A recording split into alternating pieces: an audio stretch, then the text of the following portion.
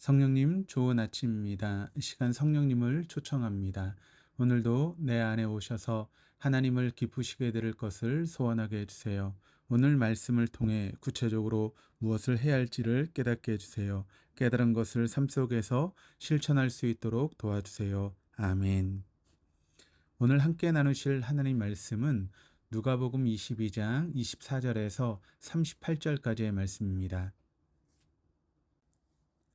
오늘 본문 24절은 이렇게 시작을 합니다. 또 그들 사이에 그중 누가 크냐 하는 다툼이 난지라. 제자들은 예수님이 예루살렘으로 올라가시게 되면 자신들이 예수님의 핵심 측근으로서 중요한 자리를 차지하게 될 것이다 라고 하는 데는 이견이 없었습니다. 다만 누가 더 높은 자리를 차지하느냐로 다툼이 일어난 것입니다. 그러니까 서로 좋은 자리를 차지하고 싶은 그런 마음으로 제자들 간에 다투고 있는 것입니다. 이런 욕망으로 가득 차 있던 제자들에게 예수님은 28절에서 30절에 귀가 번쩍이는 말씀을 하십니다. 너희는 나의 모든 시험 중에 항상 나와 함께한 자들인즉 내 아버지께서 나라를 내게 맡기신 것 같이 나도 너희에게 맡겨 너희로 내 나라에 있어 내 상에서 먹고 마시며 또는 보좌에 앉아 이스라엘 12지파를 다스리게 하려 하노라. 하나님 나라의 정권을 위임받은 예수님께서 그 하나님 나라 왕권과 권세를 실현당하며 애쓴 제자들에게 위임해 주시겠다라고 하는 말씀을 하셨을 때 제자들의 마음은 심히 동하였을 것입니다.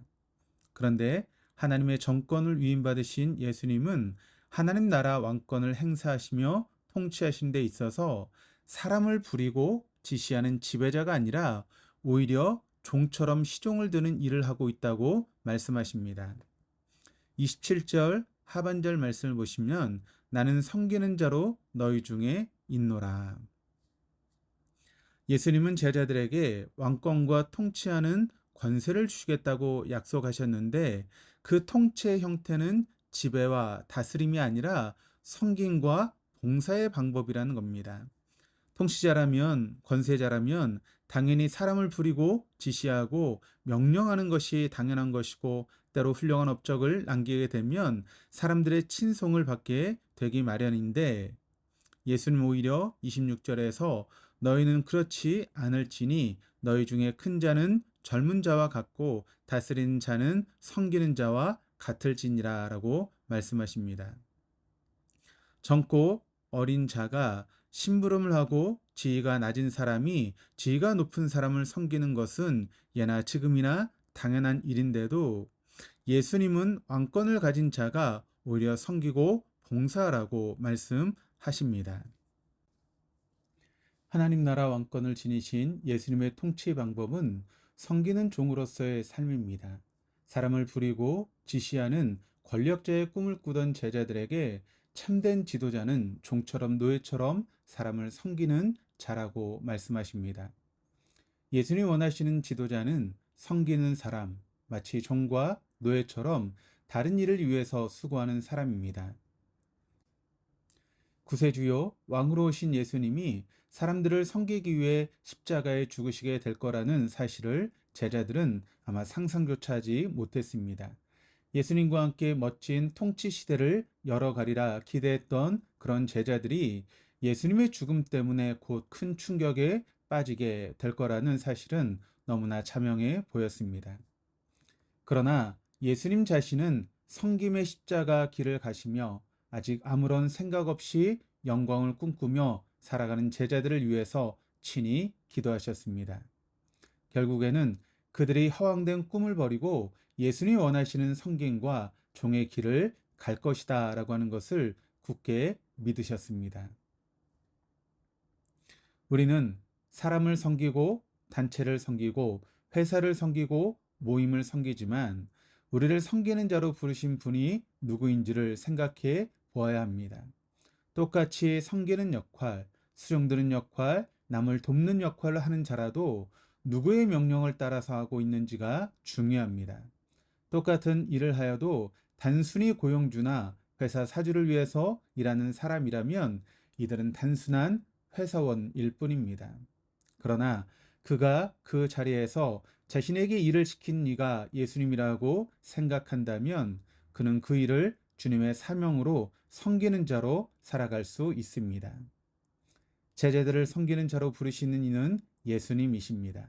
마찬가지로 우리를 이 사회 속에서 섬기는 자로 부르시는 이는 우리 회사의 사업주도 고용주도 아닙니다. 어쩔 수 없는 상황과 환경이 우리를 섬기는 자로 만드는 것도 결코 아닙니다. 우리를 섬기는 자로 부르신 이는 바로 예수님입니다. 내가 맡은 이 일에 직장에서, 가정에서, 학교에서, 사업에서 그 일에 섬기는 자로 나를 세우시는 분은 나에게 생명을 부여해 주신 하나님이십니다. 생명과 호흡이라는 보수를 나에게 지불하고 인생 일을 맡기신 내 인생의 참된 고용주는 바로 하나님이십니다. 사람과 단체, 회사와 학교, 가정과 모임을 위해 허드렛 일을 하며 온몸이 부서지게 일을 하고 있어도 단지 그 일이 보수의 대가로 위한 일이라면 그 일은 단순히 생계수단에 불과하지만 지금 내가 하고 있는 그 일을 나에게 맡기신 분이 하나님이시라는 사실을 인식하는 순간 우리는 단순한 회사원이 아닌 예수님이 요구하시는 섬기는 자로 일상을 살아갈 수 있게 됩니다. 우리가 섬기는 주인은 오직 하나님 한 분이십니다. 평범한 회사원으로 일평생을 살아가더라도 참된 주인 되신 하나님을 위해서 일하는 자라면 그 사람은 하나님이 원하시는 섬김의 자입니다. 매일마다 반복되는 하찮은 일을 하더라도 내 생명을 공급하시고 나를 그 자리에 있게 하신 주인 되신 하나님 앞에서 일하는 자라면 그 사람은 섬기는 자, 하나님의 종입니다. 이 시대가 아무도 나를 알아주지 않아도 나를 그 자리로 보내신 하나님을 생각하며 묵묵히 그 자리에서 내 맡은 일들을 성실하게 감당하십시오. 하나님이 나를 고용하셨습니다. 하나님이 나의 주인이십니다. 골고다 언덕에서의 예수의 십자가의 죽음은 당시 지도자들에게 별 의미 없는 죄인의 죽음이었습니다. 별 쓸데없는 자의 죽음에 지나지 않았습니다.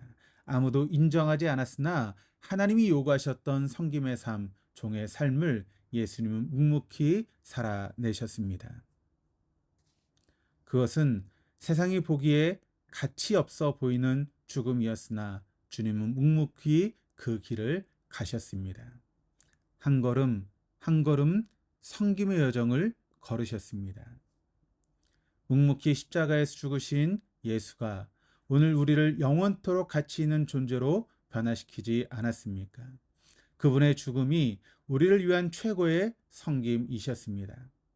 한 분 하나님만을 우리의 유일한 주인으로, 우리 인생의 유일한 고용주로 인식하고 살아가는 주의 백성들이 이 땅에서 주님이 맡기신 평범한 일을 죽게 하듯 감당해 갈 때 하나님의 나라는 보이지 않게 이 땅 가운데 확장되어 갈 것입니다.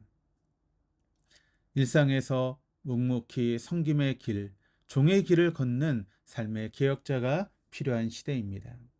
헛된 구호와 속빈 껍데기를 과감히 벗고 일상의 삶에서 종으로 섬기는 자로 한 분 하나님을 주인으로 인정하는 삶을 우리 모두 함께 살아내십시다.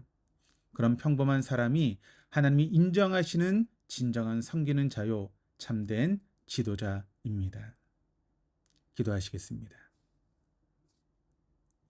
하나님 아버지, 우리도 예수님이 사셨던 섬김의 삶을 살기 원합니다.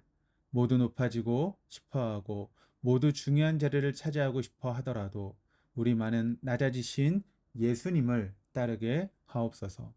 세상에서의 낮아짐이 곧 하나님 안에서의 높아짐을 아는 지혜를 주옵소서. 영원히 우리의 주인이시오 생명의 고용주 되신 하나님만을 의식하며 책임감 있는 섬김의 삶을 살게 하옵소서. 감사드리며 예수 그리스도 이름으로 기도드립니다. 아멘.